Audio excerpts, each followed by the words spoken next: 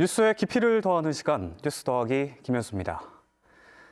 아르바이트, 별도의 수입을 얻기 위한 일종의 부업이나 단기 고용 형태의 노동을 뜻하는 말로 일, 노동, 근로 등의 의미를 가진 독일어 아르바이트에서 유래됐습니다.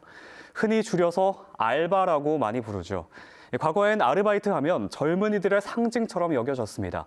청년들이 취업을 하고 안정적인 일자리를 얻기까지 생활비를 충당하는 일종의 수단이라는 인식이 강했는데요.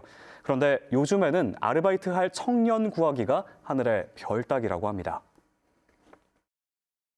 다 알바 구하기 힘들다고 그러더라고요. 젊은 애들이요, 일을 안 해요. 몇 개월 일하면 취업급여인가 나가서 주는 거 있잖아요. 그러니까 조금 일하다가 쉬고 그 돈 받고 쉬고 이래요. 통계청 자료에 따르면 아르바이트 고용률이 높은 서비스업에서 지난해 15세에서 29세 취업자는 2019년 대비 3만 명 가까이 줄었습니다. 반면에 50대 이상 취업자는 14만 명이 넘게 늘었는데요. 이 아르바이트 온라인 중개 플랫폼에서는 그 변화가 더 뚜렷합니다.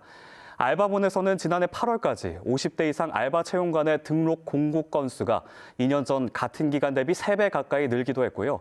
지난해 알바 천국을 통해서 아르바이트를 구직한 60대는 전년도에 비해 83% 정도가 증가했습니다. 인구 고령화와 함께 평균 수명은 길어졌고 출산율이 높았던 베이비붐 세대도 은퇴하면서 중장년층의 아르바이트 구직도 늘어난 건데요. 오늘 오전 아르바이트를 하고 계신 어르신 한 분과 직접 통화해봤습니다. 주 5회 15시간, 월 60시간 그렇게 해서 70만 원 정도 제가 받고 있습니다. 퇴직을 하고 나면 이제 고정적인 특수한 무슨 기술을 가지고 있다든지 아니면 하는 사업이 있다든지 개인 사업이 있다든지 하면은 그런 거 하는데 그렇지 못한 경우는 어려움이 있더라고요. 그렇다면 아르바이트를 하는 청년들이 줄어든 이유는 뭘까요? 대학내일 20대 연구소에서 발표한 연구 결과를 보면 청년들에게 아르바이트는 단순히 부족한 용돈을 벌기 위한 일이 아니라고 분석하고 있습니다.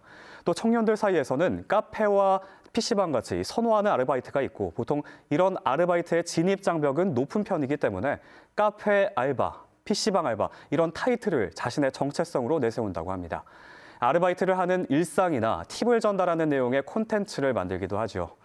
아르바이트 구인 구직 시장에도 변화가 생겼는데요. 사업장에 소속돼서 정해진 시간에 출퇴근하는 게 아니라 필요한 일을 해주고 거기에 대한 보수를 받는 형태로 이렇게 개인의 능력을 기반으로 일을 구할 수 있는 온라인 플랫폼이 많이 생겨났습니다.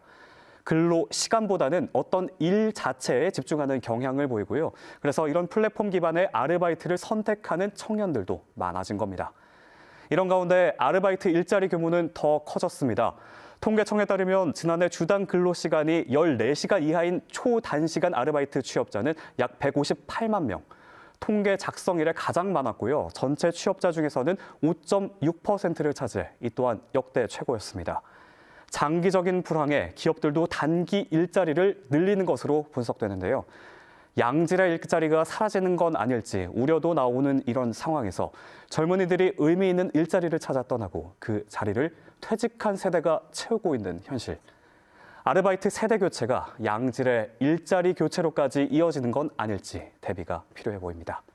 지금까지 뉴스 더하기였습니다.